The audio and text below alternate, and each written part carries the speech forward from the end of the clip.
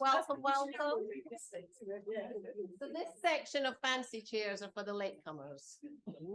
So they can just lounge in their pink and blue chairs. Thank you very much for coming. A big welcome tonight, and a big welcome to, put a point to, what way am I going for the online people that way? That one. Okay, so, and a big welcome to those online, and I'll introduce the speakers in a minute. My name is Avril McIntyre. I'm the convener for the Bark and Dagenham Collective, and it is our event here tonight. It's an informal conversation. It's a chance to genuinely talk about this whole issue around power, and I'll talk about that a wee bit more in a minute. Bark and Dagenham Collective is an ambitious experiment to see if we can create an environment across the borough which is about collaboration and connecting, recognizing that none of us actually have the answer on our own, but maybe together we might have something more of the answer. And together doesn't just mean social sector colleagues, but it also means our council partners, our health partners who are also in the room tonight, and really appreciate that too. We decided to go as a kind of network of networks, decentralizing who was in control. Of course, I always like to be in control, but set up something so that I couldn't be. And the networks have really developed in quite interesting ways, good and bad. But, you know, we're 4 years in now in this journey. And whilst I could talk about all the things that haven't gone well and we could have done better, the thing I'm quite excited about is I think we've genuinely got something to build on now. We've actually learned a lot in these 4 years. And I think now we can start to do something really quite exciting as we move forward. I just want to say a big thank you before I forget. We actually had a clash tonight with the leaders' reception, a very important annual event. The leader put out his invitation, but that's fine. I sent this little kind of desperate email, to be honest, to Councillor Ashrafi. And they've changed it.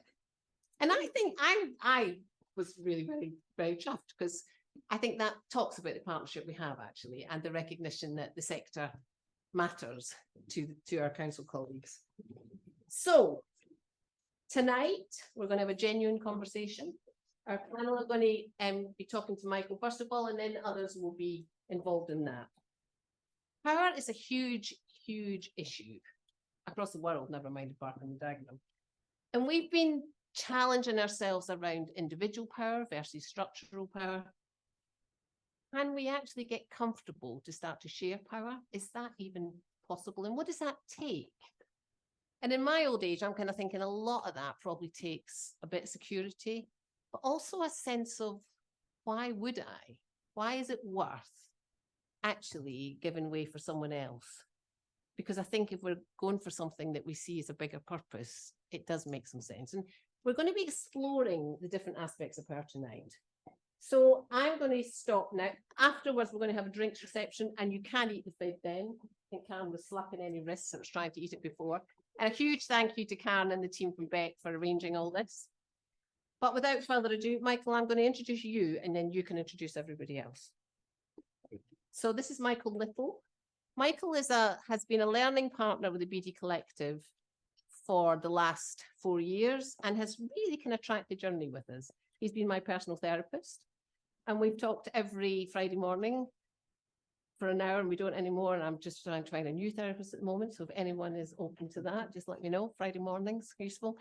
But Michael's been a huge ally for the collective and a really useful external kind of input into that. So Michael, I'm introducing you, and you do the rest.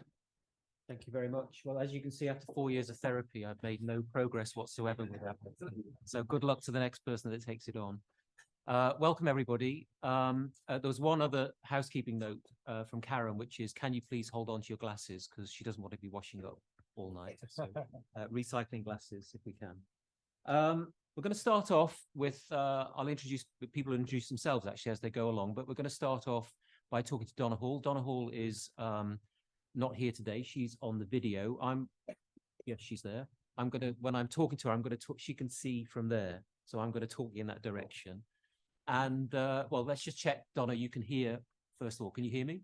Yeah, I can hear you really well, Michael. Hi, everyone. So we'll just get some sound first.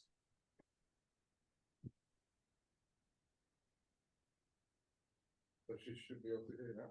I can hear you. Can you hear me? Yeah, so Donna can hear us, but we can't hear her, which is a.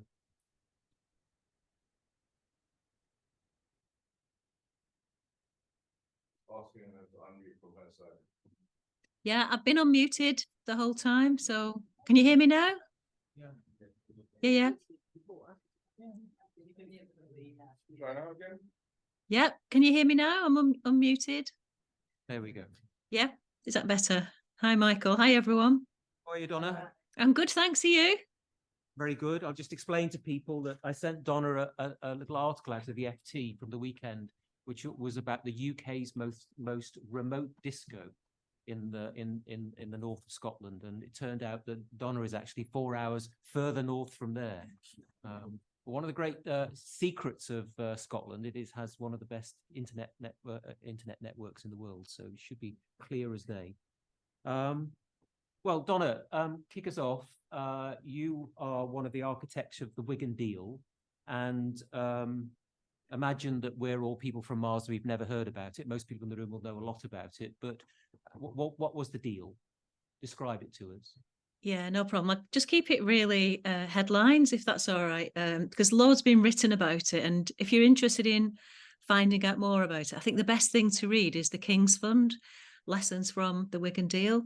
It really simply explains, not just in my words and in the council's words, but in the words of citizens, of residents of Wigan, of the voluntary and community sector, and of all of our staff at the time. So yeah, what we tried to do with the deal is a social contract between residents in Wigan, which is quite a big metropolitan borough in the north of England, in Greater Manchester, and public services. So not just the council, but the NHS, the police, the Department of Work and Pensions, fire, housing associations, everybody basically.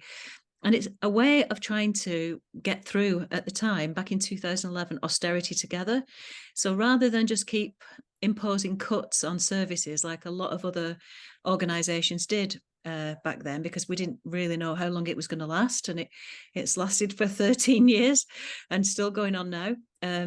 So we wanted to try to do something together with residents. We didn't have any money. We didn't have any great ideas. We just didn't want to do salami slice cuts. We didn't think that was the right thing to do, shutting libraries and stopping bin collections and school crossing patrols. But the thing that we did have was 350,000 amazing people. So we wanted to really tap into the assets of the borough, which was our people. And so the deal is a social contract. It's a two-sided thing. So we froze council tax for 8 years. That was our side of the deal at the beginning. And that made a difference of around £500 to £600 a year per household by the end of the 10 years. It's a social contract that's still going on today.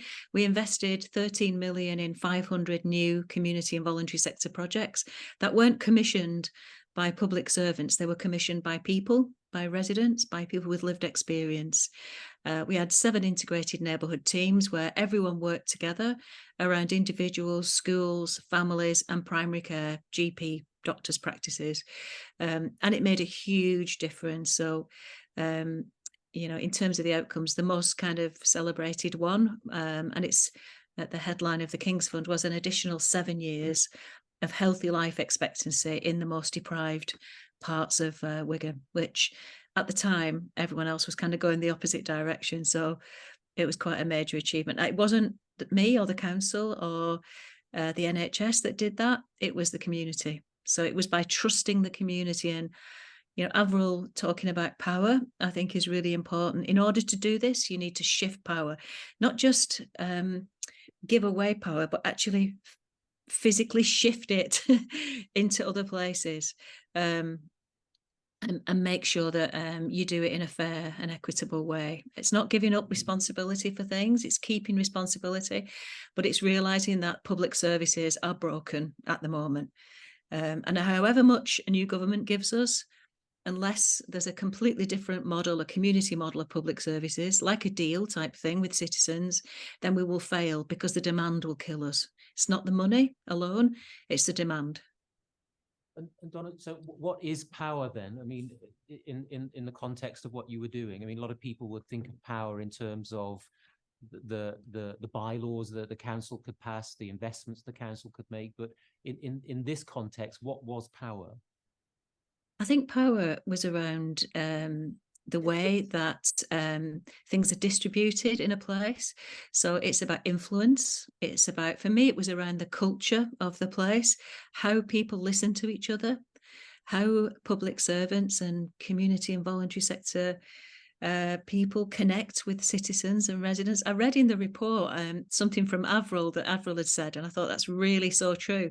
It was a quote from Julia Unwin's Civil Society report where she said, sometimes the sector can become gatekeepers to the community, and we were really mindful of that. So it's about making sure that power is shifted to the people who don't think they have any. You know, that's the primary goal. To people who would never put themselves forward to be an elected member. It's the role of elected members in communities being that conduit, and also the elected members giving away power, which is quite hard initially because they're elected by the people, but saying, look, I'm only here because of you. And similarly, public servants and paid officials doing the same. It's a completely different view of the role of a public servant. And in your role, I mean, my memory of it is that every time we came to Wigan, you weren't in the office, you were out in the community. I mean, did it change what you did and how you did your work?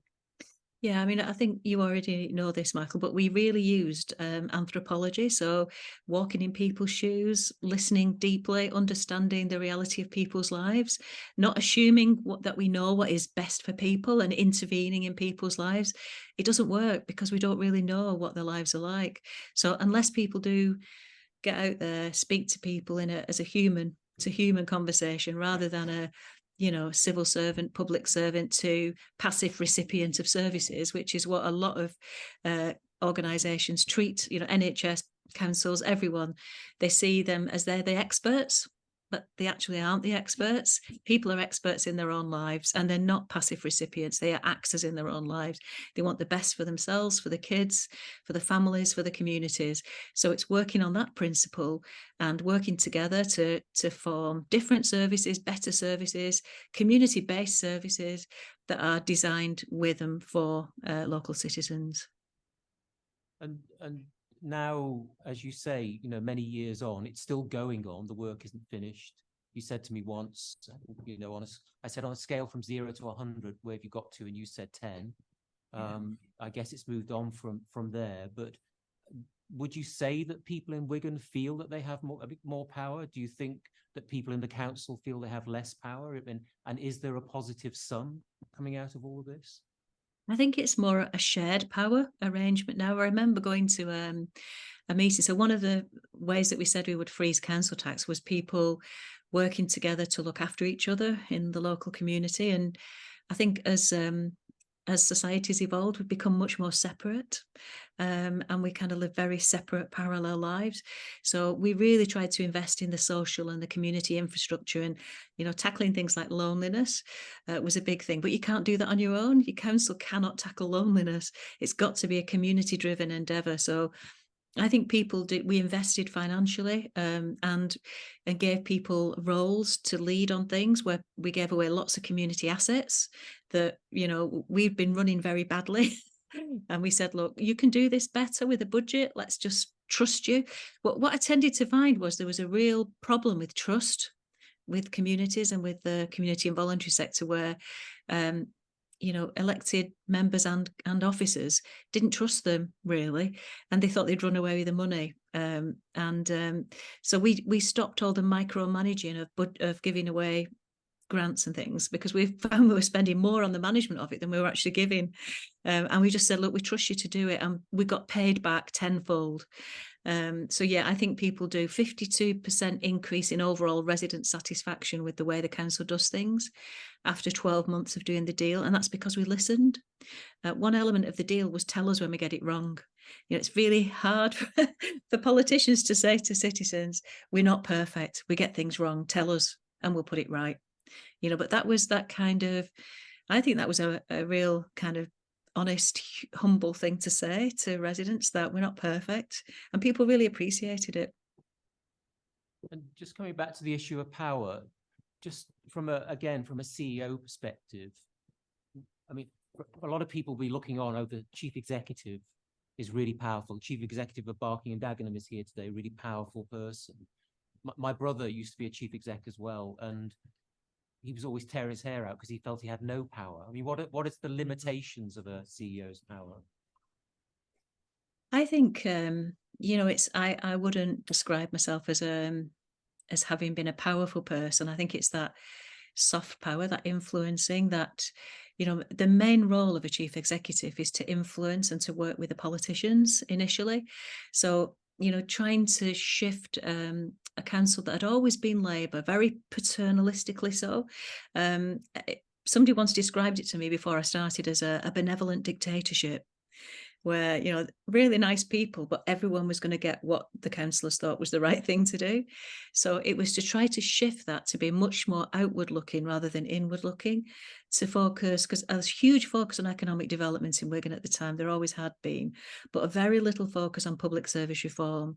So to try to get them to really look, the politicians, at where our money was being spent back in 2011, the bulk of it was in children's social care and adult social care, and yet we didn't really have a plan for either. It was very paternalistic, silo-based, deficit-based, eligibility criteria.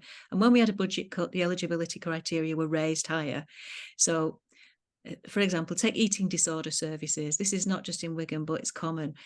Because there've been cuts to eating disorder services through mental health budgets, the bar has been raised. So every year it gets that you have to have a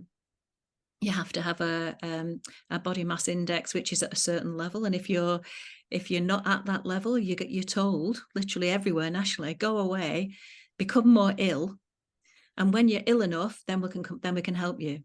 You know, what kind of public services do that to people? You know, something's gone seriously wrong when eligibility criteria run public services silo based, separate, all about assessment and referral, not about actually helping people. So it's putting the humanity back into public services, and the politicians really loved it.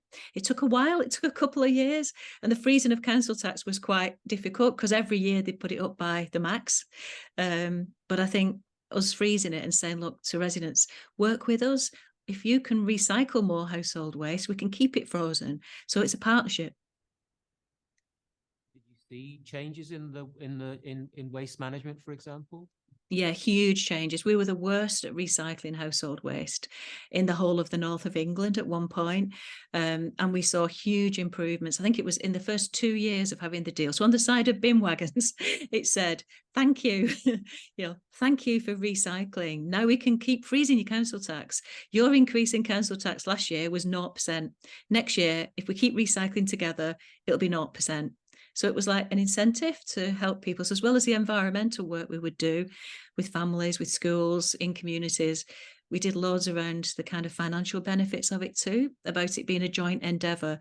And the council had never done anything like that. We didn't have a story. So the deal is dead simple. And what the King's Fund said about it, and the politicians eventually really loved this, and it kept getting them re-elected, was let's keep it simple. Let's keep the story really simple about a deal. And residents were kind of repeating it back to us in public meetings where we'd get complaints about litter, and a resident would stand up and say, yeah, but the council don't drop the rubbish, we do. So it's a partnership. So it was that kind of feedback we would get. And then the King's Fund also said, so clarity of purpose was the first reason for its success, but then secondly, constancy of purpose. Not keep chopping and changing your plans when you get a new chief exec or a new head of strategy or a new leader. Stick with it. Make this your plan of plans, and everything hangs off it. And very rarely do places have something like that. So that's why it's still going, because it wasn't my idea, it was the people's idea. Fantastic, Donna. So we're going to come back to Donna as we go on. We can ask more questions of her later on. I mean, one thing I would just take away from that is that sometimes we think about power, something else, something that organizations have, somebody else has. But the way Donna's talking about power there is something we all have. We all have networks. We all have skills. We all have knowledge. And if you're able to share that in your borough, that has a benefit for everybody else. And there's Donna giving the kind of lead on that. But that's something we can all do. I'm going to bring in next Leila Kogbara, and Leila, you've got kind of you're between hats, and I want you to say something about both hats actually, because they're both relevant to tonight. So say something a little bit first about Black Thrive Global. Yeah, so I'm going to first start off by saying that actually I spent most of my life in local government and as an accountant in local government. And the money, everybody knows, is power. We are powerful. So what I thought I was, but that's another story. And then when I left, I started off I became director of Black Thrive Global via a route that I won't go into, but I became a director of Black Thrive Global, whose aim is to address the inequalities that lead to the disproportionate mental ill health of Black people. And it started off looking at mental ill health. And then very quickly, it became clear that that's not where the problem starts, that it's from childhood, from schools, through to what happens in education, what happens in the criminal justice system, what happens in employment, and so on. You know, so so that's what I was doing for 4.5 years. And that was sort of shift from the sort of statutory sector to the voluntary sector, or third sector. And then I left Black Thrive in July, and I'm now a co-lead of Place Matters, who most of you won't have heard of, but it's fairly newly formed, and it's basically a partnership that seeks to accelerate place-based change through learning, collaboration, and so on. So what's happening in BD Collective is a good example of the kind of thing like, if other people knew this, then they might try something similar and they might make some headway, and that you can kind of keep that connection going within a place, beyond a place, but also we try to influence the system, government, NHS, etc. So I co-founded that, but I didn't work for it. I was vice chair of it until I started doing that in July, August. So I thought I'd kind of kick off with a sort of an example. I was fortunate to work with Black Thrive Global, and you have partners around the country. One of those partners is a network of civil society organizations in Birmingham, organized around an organization called Catalyst. And we were looking at disproportionality in deaths of Black women giving birth, where the rate is 4 times higher than the national average. And that work was really kind of shocking to me. It showed, first of all, a lot of institutional racism, kind of expectations about how Black women could manage their birth, a lot of interpersonal racism, midwives, midwives who are the nicest people in the world, but imagining that Black people could deal with more pain than non-Black people. And then when you got down to it, what was at the root of it was fear and a sense of powerlessness, both on the part of midwives and therefore on the part of mothers. Yeah. Because the midwives were being beaten up because of this disproportionality. Then they were beating up on the mothers because they thought somehow they were responsible, they had agency over what was happening.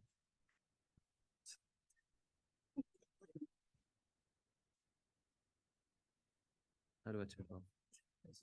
I do have daughters, yeah.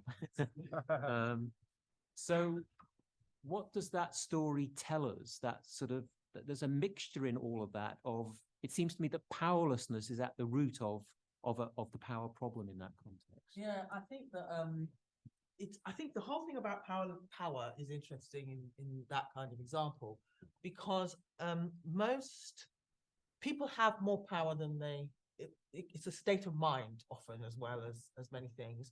But also when you come to think about race, I would say that it is discrimination and racism over a long period of time that has led people to lose their sense of power, lose a sense of agency, and so on.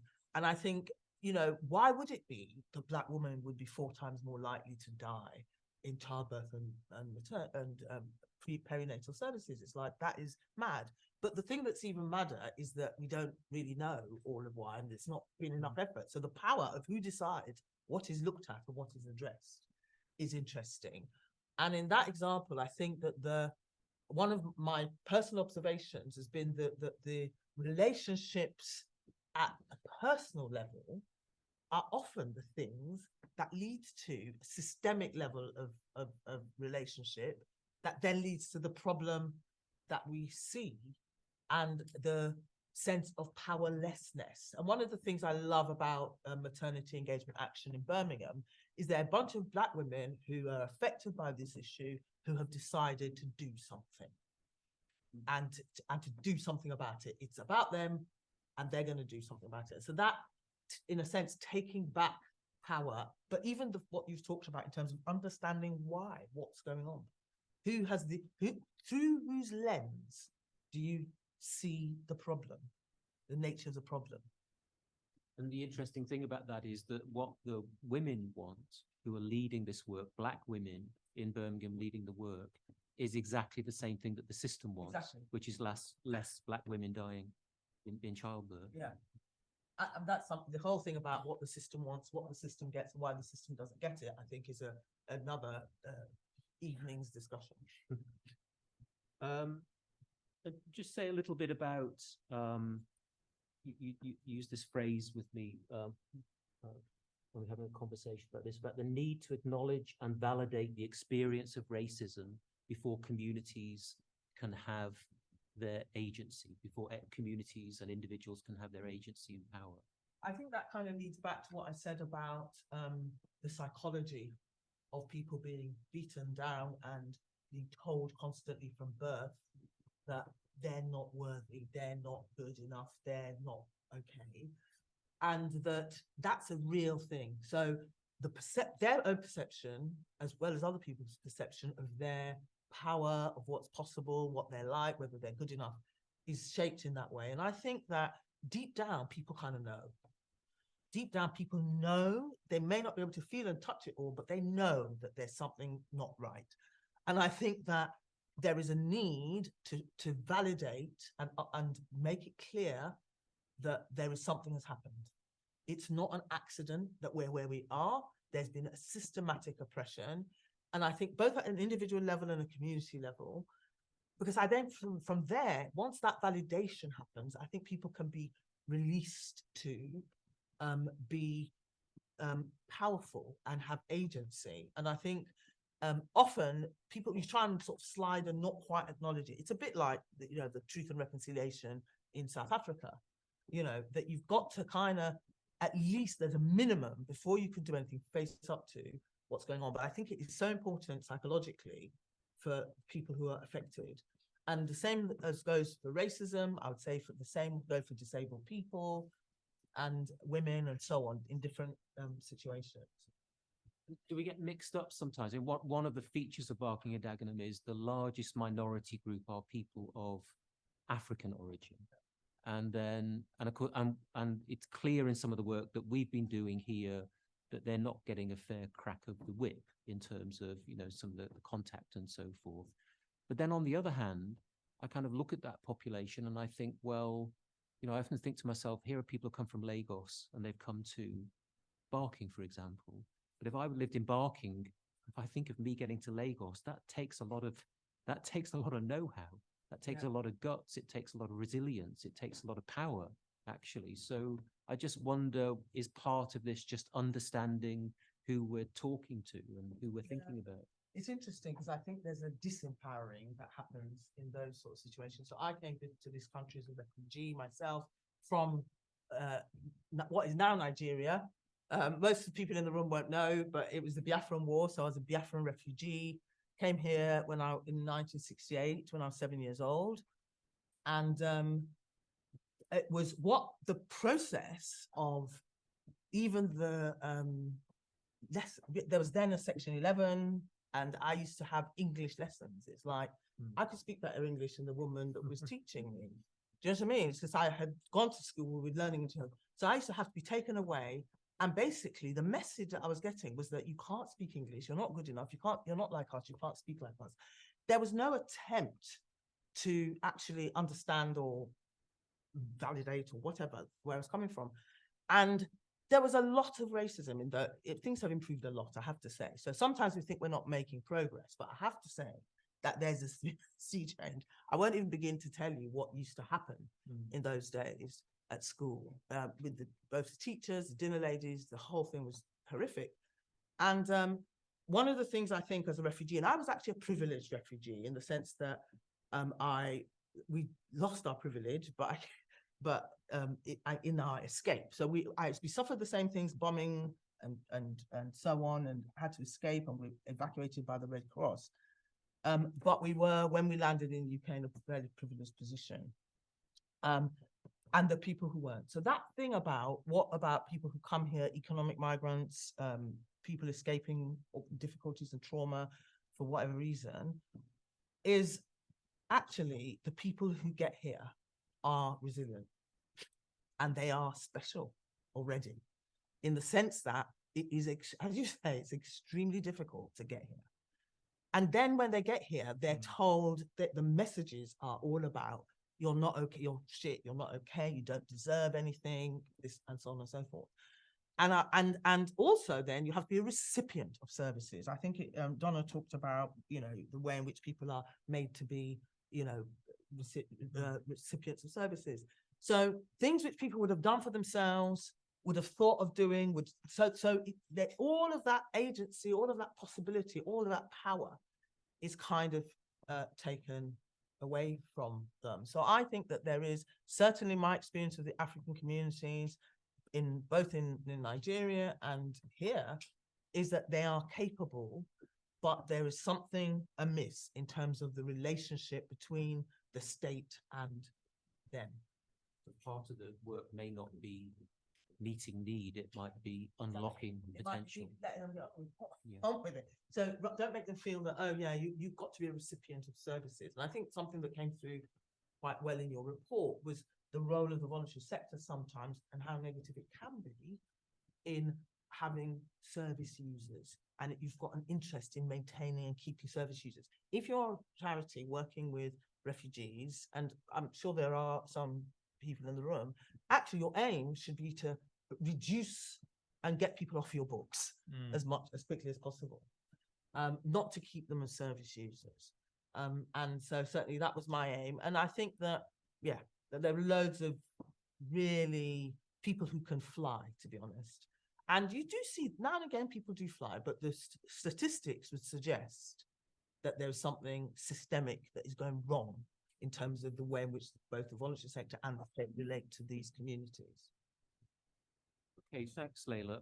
Again, we're going to come back to Layla, but just a good link there with the work that Donna was talking about, we've all got power, we can share that power, there's a positive sum that comes out of it, but also there's a lot of power out there in the community that can be unlocked, and we keep it down, we're hurting ourselves, we're not just hurting the people around us. Our next guest is Amir Rizwan from a really powerful organization, the Big Society Capital. It's even got big in the title, so he must be really, really powerful. So tell us, Amir, about Big Society Capital.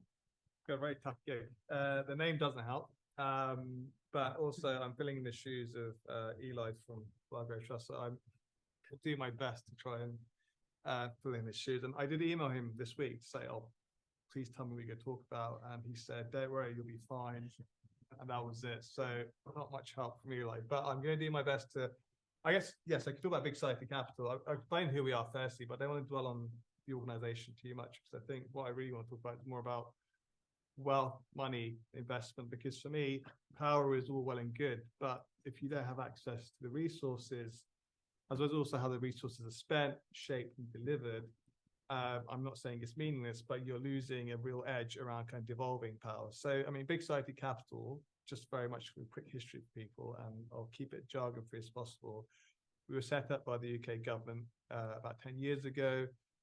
We were funded with public money from dormant accounts, which is basically money that's been sitting in people's bank accounts and not claimed back, which has to go towards a social good.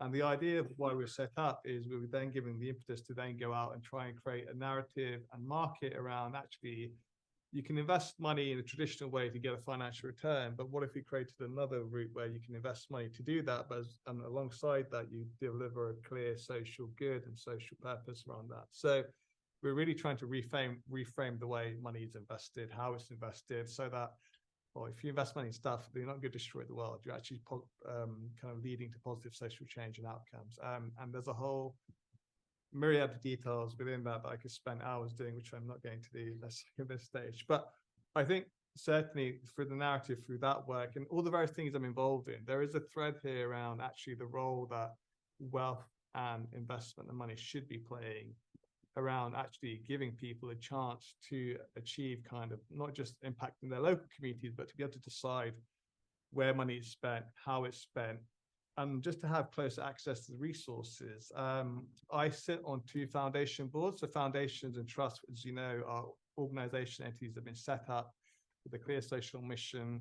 They manage an endowment, and that endowment is invested into, let's just say, kind of stocks and shares, the various things, and the returns from that fuel the grant making that then go on to kind of pay towards community groups or various other things towards social missions. So I sit on 2 boards there, and for me, what's quite stark within the UK foundation sector, the top 250 have assets totaling just around 80 billion or so. About 96% of that investment and money that's held sits within conventional financial markets, and then the 4% is used towards social good. And that for me is a really damning indictment around actually where we are around shifting power, and also kind of how the assets there aren't being used in the way to kind of really facilitate that, because really we've developed a system where community groups have to go almost, well, with a begging bowl to say, give us a bit of money here, but not having any conversation about where that other money is spent and where it's kind of going and who manages it as well, which I'm also, I would say, like very kind of keen, like to stress that I'm also a good friend of BD Giving. I'm lucky enough to be one of their advisors, and the work that they're doing for me is amazing, because it's really beginning to shift that narrative around actually, for too long, we don't talk about the investment side of things. We just focus on the nice, free money bit. But actually, if we're really going to change things, we're really going to shift power, we really need to be talking about everything here. So I like to think that, yes, there is a space around this happening now, but I think what we've done is we've created a system and a structure where it's really quite baked in, because the foundation world doesn't exist in a vacuum. It exists within society and the economic structure we have now, which is almost a kind of what you call a capitalist, liberal structure, whereby, those conversations cannot be had. So I think now there's certainly, with COVID and what's happened and everything going on, there's certainly now an eye on this side to say, actually, why aren't investments and the role of investments playing a more deeper role within the communities we work in as well? So I'll leave it over to you for the next question.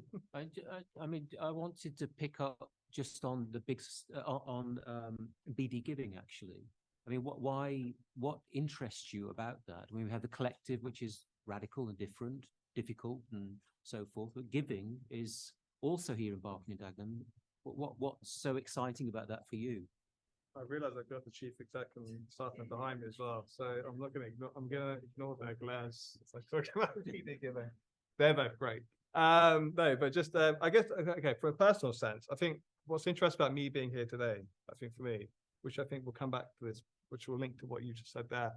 So I actually grew up not too far from here in neighbouring Ilford, which, yeah, is in the deprived part of the area. So for me to be here talking about this as an expert voice, I think for me is quite a bit of a surreal experience, because it's quite bizarre, because that shopping centre, the Vicarage one, is where we would go on a weekend day out. And so to have that conversation here, it's just absolutely bonkers. And the reason why BD Giving and why this, because having been in the communities and grown up in communities where you don't have a say about where resources are spent, where you're asked about actually where would you want to invest. I mean, the word investment doesn't even come into the lexicon of what communities are asked for. Most of the times, communities and boroughs, someone knocks on the door and says, vote for me because I'm running for council. Thanks very much. I'll talk to you in 4 years' time. So there's something there about, firstly, the engagement around actually asking people about, we want to know where you think money should be spent and invested, because you know best, you have the knowledge, you know what your area needs. So there's that acceptance of their position within society. I think there's something there also about how that can also help shape the narrative and challenge the narrative around investments. So it's not just men in suits deciding where money's spent. It's actually, communities have the ability and the say-so to do it, because most of the time, if organizations vote to go down that route, they say, oh, that is too risky because they won't know what to do. And I think that's a very belittling kind of thing to say to community groups. And it's often used to kind of stop progress around supporting kind of decision-making going to whether it's minority communities or whether it's like communities that are from like more marginalized backgrounds, to put them as a more riskier entity, for me, is a very simplistic blocker in all this work here. And I think it's also something that should be happening every area across the UK. Like if we're talking about devolving power down, if we're talking about how you can kind of make decision making at the local level, we have to be bringing in the community. So I think what BD Giving is doing is not only novel and kind of radical, but I think it also tests a really great learning opportunity around how other areas across the UK should be doing this. And you're working around the country. Are other places doing anything as interesting as this? I think there's lots of really interesting, that we've seen, I think, the growth of regional models. There's certainly like councils, authorities taking more place-based approaches. There's a really interesting narrative around place-based investing right now, whether it's councils, whether it's combined local authorities who are saying, actually, if we try and build a narrative around what our area needs from in terms of services, provisions, investments, funders, that's actually the best way to kind of deliver here, rather than having a national framework where you're not taking into account localized realities there. There's a really interesting conversation. This might sound very dull and boring, but it is actually very interesting. But local government pension schemes now have to have a mandate where they're investing locally in impact. And if we can unlock that money and do it in a way where it's going into communities, but doing it in a way where you bring in local voices and communities, there's a real radical edge to that, but also something meaningful and purposeful and long-term that could last. So I like to think this is becoming more of the norm rather than the outlier at this stage. Thanks, Amir. Well, I think we're going to come back to you. When I came in, Layla was talking to Avril about just how many seeds of interesting activity is taking place here in the borough. And she was talking about the collective and the collective report, because giving is another example of that, and clearly is a portend of what's going to come across the country. So you're really at the edge of it. I want to bring in Fiona, another CEO, another generation. I mean, how do you think about this? Do you think about this in the way that Donna thinks about it, or have you moved on from there? How do you think about power and your power? It's very similar to what Donna has said, particularly thinking about how she described Wigan and, what was going on in there at the time to what is very similar to the council, really. And a lot of that is sort of clouded by the fact that local government really is a sector in crisis at the moment. We know that through funding. We hear about councils that are falling over. We hear that phrase, a Section 114 notice, which effectively means a council can't pay its bills anymore. So it feels like that is really shaping a lot of what we're doing. I've got a lot of my senior team here today, but it clouds a lot of that work. But that should never take away from, you talk about soft power and that power to influence. And for me, I see my role really as convening, different groups in the borough. I often say to staff that the most important work you do is outside of the town hall. We need to get out of the town hall. But at the moment, we are certainly being dragged back into the town hall by that, working out our budgets, trying to really make ourselves financially fit for the next few years. So you've got that dichotomy really between where we really want to go. And I look back over the last few years, certainly, the cost of living work that we did last year, talking to partners. For me, it's very much about being equal partners.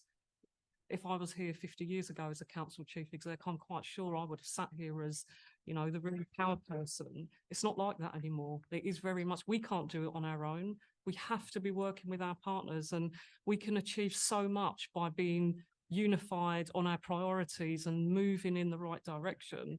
And I think that's one thing I would say about this borough, that it feels like we have brought those priorities together and we're quite clear about where we're going. Maybe there is something about the funding crisis that we're in that really focuses on the important things. So I don't think it's always a bad thing, but there's absolutely no doubt there's a lot we want to do with social care integration, with health. As a chief exec, my role has changed in the last year. I'm the place-based lead for health. That hasn't happened in the past. So the opportunities are there. I think it's quite easy to get really dragged down into, you know, how are we going to do this? And I think COVID's been a really good example, because actually COVID came, we left the town hall, we were talking to our communities, working really closely together. We really should never lose sight of that and what we achieved during that time. And I think as a council, we've certainly become more resilient in how we deal with things, but we've got a community that's very resilient despite all the sort of deprivation and poverty that we know is there. But it does feel like quite a unified place. So in a way, we've got a platform to really take things forward, but that really can only happen if we are really focused on what those priorities are. And it isn't just, you know, the community, the voluntary sector, it's statutory partners and also our members. You know, we work in a political organisation. So how do you convene all of that and bring it together? And I think we do a pretty good job of that. But we've kind of got to, we can't rest on our laurels. We have to push that forward over the next few years. Thank you. And I'm going to ask you to just, if you can get around the corner here, because I want to bring in Lucy. So Lucy has been talking to residents. So she's done a podcast coming to your, where you get all good podcasts, friends and purpose. So she's been talking to residents in Barking and Dagenham. And so Lucy, we're trying to get you lined up here. You stand up. Just tell us a little bit about how the residents think about power. It's like a 50-50. Right at the beginning, it was the feedback that I was getting. It's almost like we understand that everybody's struggling and people are telling me they're struggling, but then there's also like sparks of resilience, and they talk about turning to just their families and turning to their friends. But there's always in the back of what they've said is always like, but we need help, you know, and not help as in give us some money, but they need help as in they need places to go to meet more people. They want to be around other people. They don't want to, because like for some people, there is nobody, there is no family, there are no friends. So what happens to those people? They're alone and they're on their own all the time. And it's only through, like with the community work that I'm doing, I'm meeting them because we're having an event or because, I don't know, they could, for whatever reason, they've come along and they're so appreciative. They're so grateful. And it's like listening to what everyone said today. Like, I think it's, as you said, having the focus, you know, really homing in on the things that are necessary. And right now we can hear that people just want to be with others. They need to build relationships because those relationships sustain their health. They sustain how they feel on an everyday basis. Someone that's stuck at home that isn't talking to anyone feels unwell because they're alone. So we kind of already know those things, but it's just highlighted so much more when you listen to the podcast because you can hear it in the tone of their voice. But also, like when you're talking about people that have just come to England, English is not even their first language. So to be able to communicate how badly they feel, it's almost, they're embarrassed. Like they have a lot of pride. They've worked really hard to get here. And suddenly, as it was said before, they're being downgraded because they don't sound English or for whatever reason. So I think it's like, we really need to focus and home in on what needs to be provided in terms of social infrastructure and things like that. Tell us something about how young mums think about power, because in this, you wrote this really nice piece. You should tell everybody about that piece and how they can get a hold of it, because it's really interesting. But it's about this experience of being a young mum and that mixture of vulnerability. What am I doing? And then power. I'm a mum.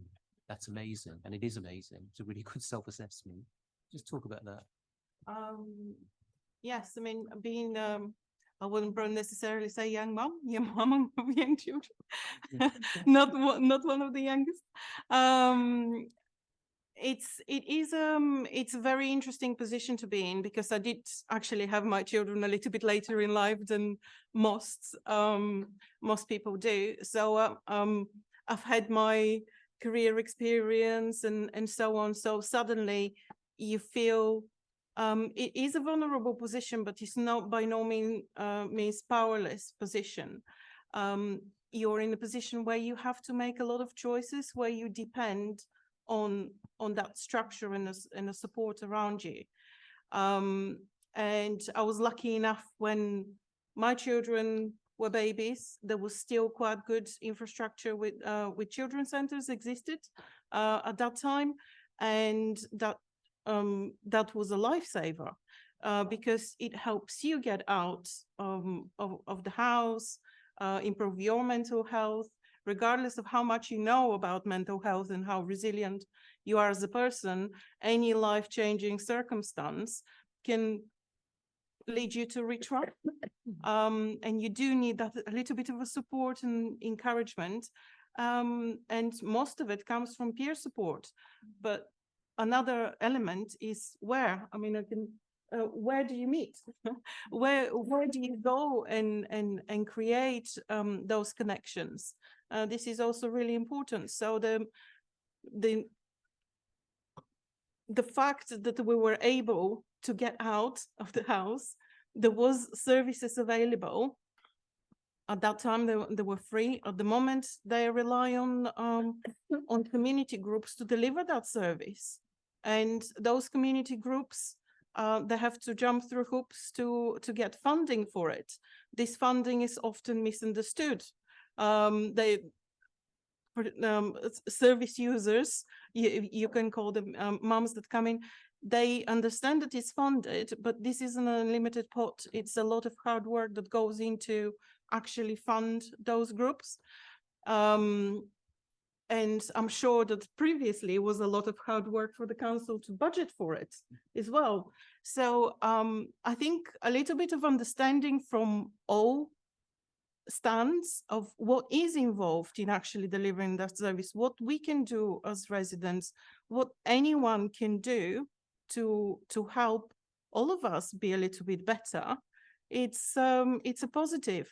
To me personally, it was amazing, because at one of the children's centers, I met my now business partner, who we write with. We publish articles, we publish children's books, we're Books by Mile. And my partner's name is Irina Goncharenko. She's got 3 kids of her own. I've got twins. And we were able to connect at the children's center, build a business, and get involved into a community and give back, which is an amazing story. But that doesn't happen without support. Peer support, places to meet, a little bit more of an encouragement, even knowing that this is happening. It's amazing. Then led me to get involved in a community steering group with BD Giving. We're working with BD Collective, just to see, well, is there something that more that can be done? And there is a lot to be done. But one thing I would say is that pleasantly surprised how open everyone is for that discussion. I think it's all about making those little steps now, seeing the different point of view, getting to know each other better. And maybe we've heard a number of things mentioned tonight, you know, in terms of reports like the Wigan Deal report and so forth. So maybe afterwards we'll circulate your blog as well to everybody along with the report and so forth. Just 2 more people I want to bring in. Manny, well, I want you to tell us first about True Cadence, because it's such a cool name. Tell people what True Cadence is then, and then just tell us about what this means for the power of young people. Great stuff. Great stuff. Okay, well, True Cadence is a music social enterprise. We do work with children and young people between 8 and 25 years old. And while we run various music-related activities, everything from songwriting, sound recording, live performance, etc., including music therapy as well. But our core program focuses on the business side of the music industry, because at a grassroots level, that's something that's really lacking. Because at this point, young people don't really have access to learn about music management unless they get to university level. And let's be real, with PRUs and stuff, a lot of them are not going to make it. So what we're doing is we're breaching that gap between young people and the music industry, by delivering the same quality content from universities. We actually only hire like facilitators that are either actively in the music industry or they're lecturers at UK universities, and they're just really bringing that knowledge back into the community and just giving them access to that information. So that really goes down to once again the discussion about power as well, because the music industry is pretty much one of the most gate-kept industry. So like it's not easily accessible, not just the information. So what we're doing is just trying to, give young people that power in so many ways. So there's a saying, I can't remember who it's by, and I'm paraphrasing here, goes that power is the ability to defy phenomenon and make one act in a desired manner, right? So when you have that power, you can make people act the way you want them to. Like, we hear stories about multi-million selling artists and they can't get out of their contracts, right? So it's like, when someone has no power whatsoever, they barely have food to eat, clearly that this person is probably like, worth easily £200,000 contracts, and like you give them 10 grand, they will take it from you because they're hungry, they want to eat, right? So that's kind of like, like really what goes on. So like in terms of what power means to like young people, it's about just making them feel valued, making sure, like, just making them realize that their talent means something. We actually had a show earlier this morning at Queen Elizabeth Park, and every single time I get my young people to perform at certain venues, I make sure they get paid for it, right? I make sure they get paid for it, making them understand that, like, you know what, your talent is worth something. Like, you're not gonna do pro bono work forever. Like, you gotta get paid, right? So I'm installing that in them, and like you can see so much pride when they send their invoice, knowing that, hey, my talent is actually worth this. I'm like, send your invoice, I'll get you paid, right? So like the same thing happened last year when we performed at the 10 years of the Olympic Games. I was invited to actually perform personally because I make music myself, and I was like, hey, listen, great stuff, you want me to perform, love it, but I run this organization and I work with these amazing young people. So like, if you're saying, yeah, it's a small budget, whatever, cool, I'm going to pay them from what you're paying me, like, but they're going to be paid, and I'm going to bring them and they're going to perform and they're going to shut it down. And that was exactly what happened. So it's like, it's like just giving them that power, whether it's knowledge, whether it's opportunities, because now like any young person that goes through our programs, when you invite them to do an activity, like they'll ask you, what's the budget, right? Like, I mean, so like it's just giving them that power and just having that knowledge to say, like, you know what, I'm worth something. Like, I mean, and that really transcends across, like, the whole borough, regardless of what environment they're in. Like, that sense of pride, knowing that, what, we deserve to be here. Like, and that goes a very, very long way. And, and that's why, like, that support is important, because I wouldn't be able to get them into certain venues if I didn't have that power to an extent. But it took me a long time to get here. Like, I can relate to what Layla was saying earlier. So, because I was born in Nigeria, I came over here when I was 12 years old. Like, and as early as 2005, yes, I did have my experience as well. Like, it has changed not too much. I was chased down Heathrow with knives and screwdrivers, right? Like, so that's the world we live in. So now, how do we change that? By ensuring that people are not only educated about, like, like the importance of them, about like the power they have, like because so many people have that, but they just don't realize it. So like we gotta point them to the right direction, like we gotta provide the right resources, we gotta provide the right support. It's not about throwing money at everything. I don't really believe in that. Yes, the money helps, like, you know, but it's a lot deeper than that. Yeah, so I like to connect with funders, not just because they throw money at me, but because of the aftercare, just checking in, you know, what's happening, how's the project going, what support do you need, what challenges are you facing? Like, you know, like there are specific funders that I have that relationship with, and they're like, yeah, what's happening? Like, you know, like what's going on the program? Do you have like a, you know, blog that like you want us to share? Like you've got something going on, and that really goes a long way. So like we got come at it from a place of love, a place of compassion, and most importantly, the willingness to share the space, because I feel a sense of pride performing on stage and knowing that this amazing young people that work with me, like they're going to be performing with me. Like we're a team, we're coming in, we're taking over.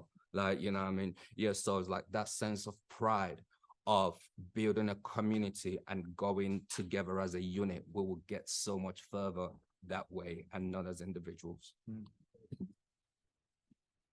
And just, I was going to bring in Sam. I hope you don't mind, Sam. I'm going to skip over you, but sitting next to. Yeah. I mean, I was just thinking, there's something good going on in Nigeria. Maybe I should emigrate. So, but I just wanted to just give 1 minute or so. Just anybody else kind of had a burning issue that's coming out of this, and then we should begin to wrap up. We've had some really great, we haven't had enough time for discussion, and I apologize for that, it's my fault, but other things in the room that people really want to get out before we begin to close down. Michael, I've got something I wanted to say. I know I've spoken already a lot, but I did this thing about power and shifting power, something that I've thought about a lot recently, and I really feel strongly about. And you sort of refer in the paper about DG Collective about the positive sum. I don't think it's about you have power, therefore I don't have power. And I do think there's something about increasing the total power rather than you have something, then it means I have less. It's about increasing the total power. And I think that is what we should be focused on. So the local authority should keep its power and responsibility for doing certain things. It can be brilliant if used properly. The local authority using its power is amazing and has been shown in Buckingham and Dagenham as well. Similarly with NHS and so on. So I just think that we need to think about increasing the total power. Don't do me down and take my power away. You don't get to a position where you have to now empower me because you kicked me in the gutter in the first place. Just honestly, I think that by increasing the total power, which I think comes through very strongly in the report, that actually everybody is better off. And there's nothing to be gained by all of us thinking it's okay to step over homeless people or something. It's like, that is, we don't realize how much damage it does us. So there's something about, actually, the more powerful that everybody is, I think, the happier we will all be. And the more we will, you know, so that's what I feel quite strongly about. So I did want to say that. Sorry. Well, Amir, maybe you want to just say a quick word in closing, and then I'm going to come to Donna, because the least power is the person that's on the end of the line. So, Amir, you've got power. You can get the leader to change the date of his blooming reception. No, I guess a closing remark means that I guess I spoke a lot about wealth. I mean, for me, the power and like having access to resources, they're two sides of the same coin here. Because if you're going to inhibit and give a community, whether it's local community groups or whatever, like, oh, we're going to give you power, but we're not going to give you access to resources or decision making around any of that. For me, that's not how you do it. That's leaving it to kind of failure in some senses. So I think the real question here is, how do we change the dynamics where we know that there is wealth there is money and assets and resources there, but the power dynamics around that are completely inhibiting any real access, because there's all these barriers in the way, whether you're a group we don't think you understand it, or the language is too complex for you, or you're too risky, or just be happy with what you have. How do we break those down? Because effectively, I think you know, the notion is there is resource and wealth out there, but it's behind these gates, and we need to really think about the power dynamics that's really maintaining that. And it's not being maintained just for the last few years, it's decades, centuries, right? We're talking about a historic thing here. So we really need to start thinking about how we kind of like unwind some of that. And initiatives like BD Giving are a great start, but it's not just, I think there's too much pressure on just relying on BD Giving being the only one to do it, because effectively others need to step up. And that includes funders, that includes other councils, other areas as well. So I think now's the time to kind of do that. So effectively, I think this is a great community, but where do we go next is the next thing. Absolutely. And Donna, Yeah, I think it's been great listening to everyone, and you are much more advanced as a system of leaders trying to work together in a place, whichever sector you're from, than a lot of other places that I'm supporting. So don't forget that. You know, there's obviously a lot of work has already gone on within Barking and Dagenham. It's quite sophisticated, and your relationships seem good. I'm sure they're not perfect, nowhere is, but you've got some amazing people in the room. You know what talent there is in the room. I think I've just heard the best description of what power is I've ever heard ever. I'm going to pinch it if that's okay. I didn't get your name, the guy about from the Music Collective, Manny. and about value and worth. I just thought that is better than anything I've heard. So you know, you've got some real talent, some real brilliant people, some commitment from politicians, from the chief executive, from amazing leaders that we've heard from this evening. So yeah, I think, and you've got a great reputation as well. You know, the biggest, you know, hoarder of power is the UK government. You know, we're the most centralized state in the whole world, I think, apart from North Korea. So I think getting that increased powers through devolution or whatever is essential. I think Layla's totally right on that. But yeah, if I can help in any other way to kind of turn some of this stuff into really practical action, I think the report's brilliant. Well done, Avril and Michael. It's really good. Thanks, Donna. The last word, as always, will go to Avril. But I'll just say thank you all for your patience, and I'll say thank you to the speakers, to Donna, to Layla, to Amia, and to Lucy, Lily, Manny, and we would have had Sam as well. I don't know if I've missed anybody, but thank you all very much, and thanks for your patience. And I hope you take away from this something of just what a great context you have here in Barking and Dagenham, and those seeds are there. Water them, and let's see what springs up. So thank you all to the speakers, and Avril, over to you to do the rest of the thanks. Yeah, well, I'll sit here. Just to kind of finish off, first of all, I did forget to say that Eli Manderson Evans had a family thing that came up that he couldn't be able to avoid. So that, I'm really sorry, I should have said that at the beginning, that he gave his apologies, and Amir very kindly stepped in to the breach. I think when we started the BD Collective, I visited 10 of my social sector colleagues at the time and said, we've got a choice here. We all have power in different ways and different means. Are we going to stay as the gatekeepers so we make sure nobody else can get in because we can get the resources and use the power and make the phone calls we need to make? Or are we going to become door openers to allow other people? So we're introducing people and using our power to bring other people into the arena. And at that point in time, they all said, yeah, let's do this. And that's where the collective was set up. But I think that's my challenge tonight as well. How do we take this conversation forward? Because we can start to hold things and hold the power we have. Because once you have power, it is incredibly helpful and very useful in your life, and you can want to make sure you keep it.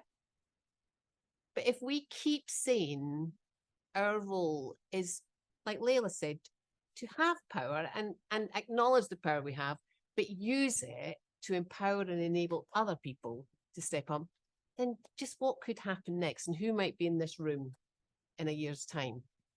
So we're going to take a reception now. We've got the drinks and the food you're allowed to do now. But let's keep the conversation going. I genuinely, this isn't a show. This isn't a kind of ta-da. It is a genuine conversation of how do we as a community genuinely move something forward for those who currently feel like they have no power. That next year, they're the ones who are sitting in the community steering group deciding how £1.5 million of investment is being spent. This is the exciting stuff we're touching. So let's keep doing it. Let's keep talking. Thank you very much to all our speakers. Thank you to Sam. He has held that microphone. And to Dwan and to Karen, you guys have done it. So thank you very much.